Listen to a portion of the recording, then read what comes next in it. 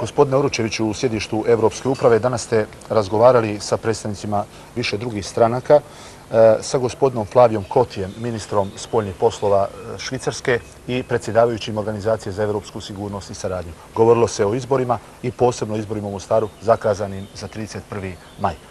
Šta je bilo, šta je dogovoreno, kakvi su vaši stavovi? Mi smo imali sastanak, gospodin Brajković i ja, prvo sa gospodinom Kotijem, i rekli smo naše stavove. Mislim da su oni javnosti već poznati, a to je da naša strana insistira na glasanju svih Mostaraca širom svijeta i bez tog uslova neće izaći na izbore. I mislim da je to stav svih opozicionih stranaka. Ja govorim u ime predsjedništva opštine Mostar, koje je konstituisano od više stranaka.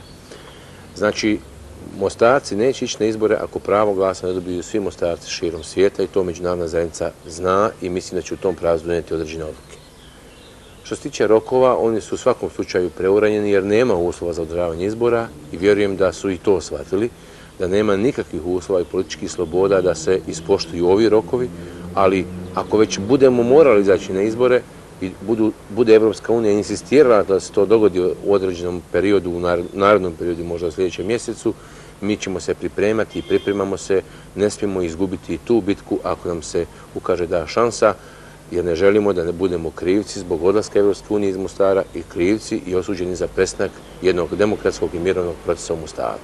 Znači, tražimo kompromisna rješenja, tražimo danas, kad su se čuli mišljenja svih stranaka i stranke i predsjedništva opštine Mostar na zajedničkom sastanku sa Brajkovićem i gospodinom Kotijem, mislim da međunarodna zajednica mora donijeti određene zaključke i donijeti određene odluke, a prema tim odlukama ćemo se i mi postaviti i donijeti povući određene poteze. Bilo je, ako se ne varam, predstavnici šest stranaka, od kojih samo HDZ nije zato da se omogući ljudima u izbjeglištu da glasaju. Dakle, svih 5 stranaka želi, jedino HDZ kaže glasati bez njih, odnosno... Mi ćemo u svakom slučaju tražiti samo da se poštuje Dejtonski sporazum i usaglasi sve sa papirima koji su potpisani u Dejtonu. Ovo je jedina stvar za koju je do sada Hrvatska demokratska zajednica pristala od svih koje su u zadnje 2 godine rađene u Mostaru. To su izbori. I oni insistiraju na rokovima koji su postavljeni i potpisani u Dejtonu. Mi ćemo prihvatiti sve ono, naravno, kad Evropska unija bude objavila da su ostvareni uslovi za održavanje izbora, a oni su ti koji procjenjuju da li su uslovi ostvareni. I to mogu raditi u dogovoru sa OSCE-om, to je njihova stvar. Mi ćemo u svakom slučaju povući određene poteze, ali je uslov da se osigura glasanje svim Mostarcima širom svijeta. Tek nakon toga možemo razgovarati o ostalim slobodama, o ostalim stvarima koje su potrebne za održavanje normalnih demokratskih izbora. Ako OSCE donese odluku da to bude u septembru zajedno sa svim drugima, onda Evropska unija mora da osigura i te uslove.